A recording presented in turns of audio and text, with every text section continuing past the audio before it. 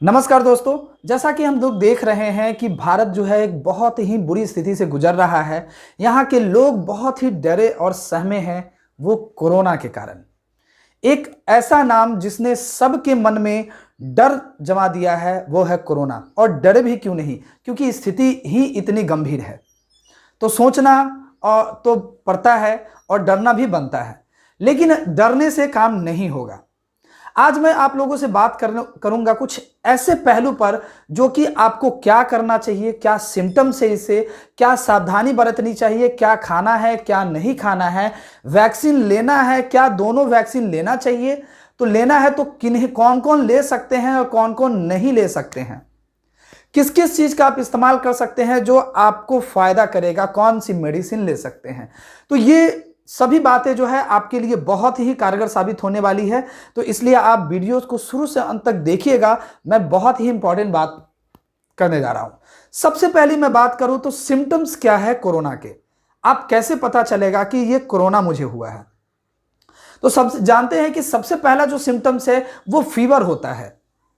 Normal सा symptoms है कि जिसको भी फीवर हुआ मतलब कोरोना है। दूसरा और भी है कुछ, जिसमें जुखाम, आंख का लाल होना, बॉडी में नोचना, चकत्ते बन जाना, बदन में दर्द होना, हेडेक होना, गले में खराश होना, कफ का बनना, वोमिटिंग होना, ये सब जो है वो लक्षण वो भी कोरोना का ही है। तो जैसे ही आपको ये लक्षण दिखे तो आप सबसे पहला काम करें, आरटी-पीसीआर जो है एक टेस्ट करवा ले। रिजल्ट वो पॉजिटिव निकले या निगेटिव निकले उसके लिए आपको नहीं सोचना है, आप अपने आप को आइसोलेट कर ले, होम ट्रीटमेंट चालू कर दे। होम ट्रीटमेंट का अर्थ जो है यह कहीं से नहीं होता है कि आप अपनी मर्जी से करने लगे कुछ भी। 90% लोगों को दोस्तों जो है माइल्ड सिम्टम होता है। माइल्ड सिम्टम मतलब छोटी सी ही शुरुआत का ही होता है और वो आप खुद घर में रहकर अपने आप को एक अलग आइसोलेट कर इसको ठीक कर सकते हैं। होम ट्रीटमेंट का मतलब है कि आप घर में रहकर डॉक्टर की सलाह में, डॉक्टर की निगरानी में आप अपनी ट्रीटमेंट अगर करते हैं तो वो हमारा होम ट्रीटमेंट होता है। ठीक है, आज मैं बात करूं आपसे तो 6M पर बात करूंगा, आपसे 6M पर बात करूंगा जो कि बहुत ही इंपॉर्टेंट है और आप सभी लोगों को सुनना चाहिए और इस पर ध्यान देना चाहिए। पहला, mixing. M for mixing. Mixing क्या है? मिक्सिंग का अर्थ हो गया कि कुछ भी दवा नहीं खा लेना है। आपको कभी ये दवा खा लिए, कभी वो दवा खा लिए, अपने मन से ये किसी तरह की मिक्सिंग नहीं करनी है। दूसरा M है मेडिसिन। मेडिसिन की मैं बात करूं तो मेडिसिन में पैरासीटामोल 650 mg जो है कि बहुत ही कारगर मेडिसिन है।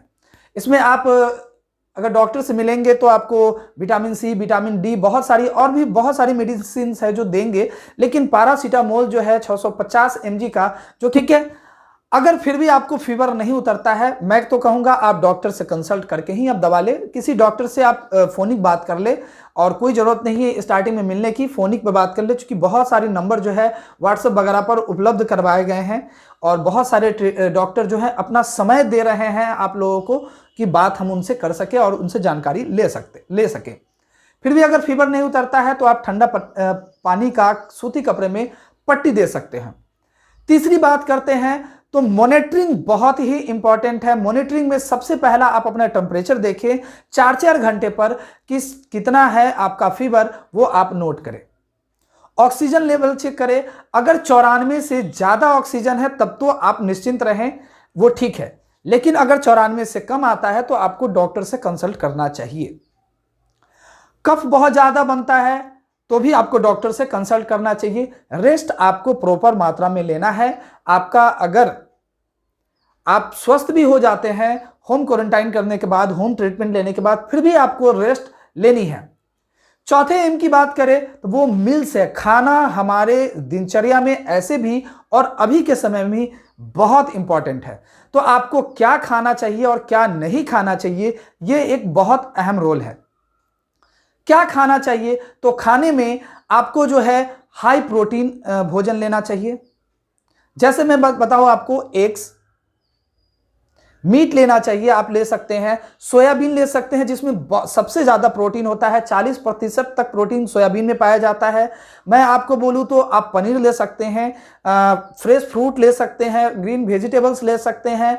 पानी की रेगुलर मात्रा जो है आप लेते रहें। क्या न ले, नहीं लेने में आप कार्बोहाइड्रेट जो भी चीज़ है, बाहर का जंक फूड जो भी है, चाउमीन है, बर्गर है, ये तो आप इग्नोर कर दे।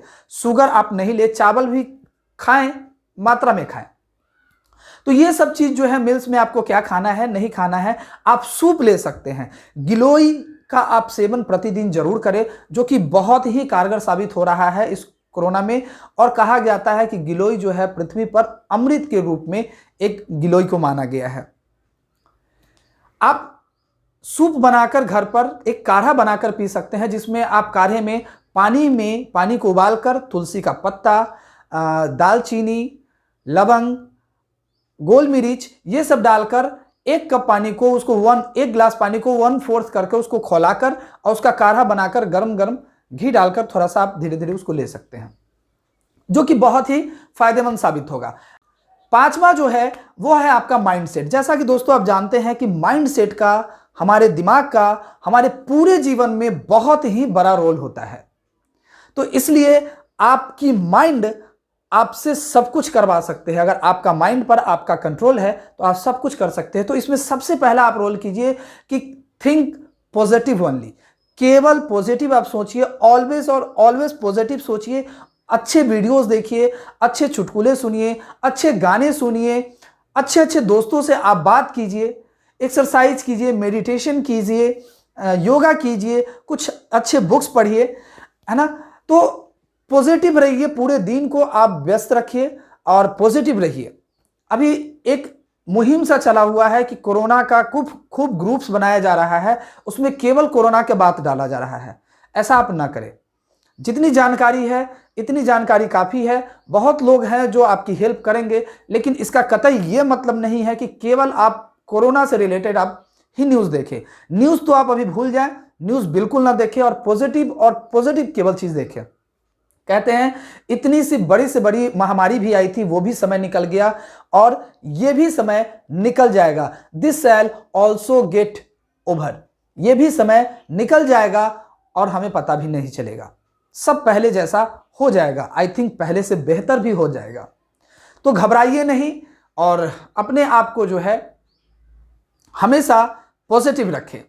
एंड लास्ट वन बात करूंगा मैं, छठे एम की बात करूंगा। तो छठा एम है मूवमेंट टुवर्ड हॉस्पिटल्स। कब आपको हॉस्पिटल्स की ओर प्रस्थान करना है? तो आपको जब ऑक्सीजन लेवल 94 से अगर कम होता है तो आपको जो है डॉक्टर से कंसल्ट करना है, हॉस्पिटल की ओर प्रस्थान करना है, उनसे मिलने की अपॉइंटमेंट की तैयारी कर लेनी है। आपको घबराना नहीं है, बस मिलने की तैयारी करनी है कि ये ज़्यादा ना हो, इसलिए। दूसरा, रेगुलर जो है, अगर आपको फीवर हो रहा है, रेगुलर कफ हो रहा है, बहुत ज़्यादा कफ हो रहा है, डायरिया बहुत ज़्यादा हो रहा है, उस केस में आपको डॉक्टर से कंसल्ट करना चाहिए, हॉस्पिटल में मिलना चाहिए। एक चीज़ है कि अगर आप सेल्फ प्रोनिंग भी कर सकते हैं। सेल्फ प्रोनिंग क्या है? सेल्फ प्रोनिंग जो है एक ऐसा सिस्टम है जिसे आप घर पर रह के अपने ऑक्सीजन लेवल को बढ़ा सकते हैं। ये इस पर पूरा जो है शोध किया गया है और ये एक बहुत ही कारगर जो है सेल्फ प्रोनिंग जिसको हम कहते हैं। वो तरीका क्या है?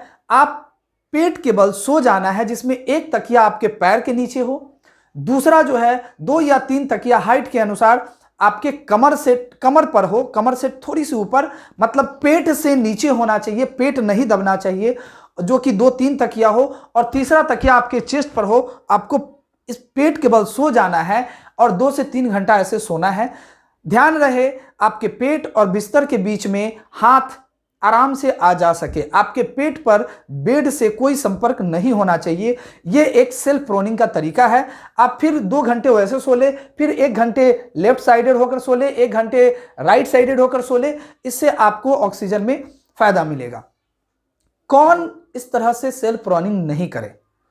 वो लोग सेल्फ प्रोनिंग नहीं करे जिनको हार्ट का प्रॉब्लम है, वो लोग नहीं करे जिनका स्पाइनल प्रॉब्लम है, स्पाइनल कॉर्ड की अगर किन्हीं को प्रॉब्लम है तो वो लोग ये चीज नहीं करे। जिनको मैं बोलूं कि अगर पैर में कोई फ्रैक्चर वगैरह हुआ है कोई तो उस तरह के लोग नहीं करें। खाना खाने के बाद आप उसको नहीं करें। इन चीजों का आपको ध्यान रखना है। एंड लास्ट वन बहुत ही इंपॉर्टेंट है, बहुत लोगों के मन में अभी भी ये है, क्या हमें वैक्सीन लेना चाहिए या नहीं लेना चाहिए, क्या इसका कोई साइड इफेक्ट है, किनको लेना चाहिए, लेना भी चाहिए तो किनको लेना चाहिए और किनको नहीं लेना चाहिए। तो इस पर मैं बात करता हूं दोस्तों। वैक्सीन जो है सभी को लेना चाहिए और क्यों लेना चाहिए वो भी मैं बता रहा हूं। देखिए, वैक्सीन जो है 2 डोज जो है प्रत्येक आदमी को ले लेना चाहिए और ध्यान रखिएगा कि इस दोनों के बीच में 40 से 45-50 दिन का गैपिंग होना चाहिए। 6 से 7 महीने का, मैक्सिमम 8 महीने का गैपिंग होना ही चाहिए इस वैक्सीन को लेने में। कौन नहीं ले सकता है इस वैक्सीन को? जिनको फीवर है वो वैक्सीन नहीं ले सकते हैं। जिनको जो है खून बहने पर अगर कोई डिसऑर्डर है वो नहीं ले सकते हैं। जो खून पतला करने के लिए अगर कोई दवा खा रहे हैं तो वो नहीं ले सकते हैं। प्रेग्नेंट लेडी जो है वो नहीं ले सकती है। ब्रेस्ट फीडिंग जो कर रही है वो नहीं ले सकती है। या पहले से कोई कोरोना के लिए आपने वैक्सीन ले रखा है तो आपको ये वैक्सीन नहीं लेना है।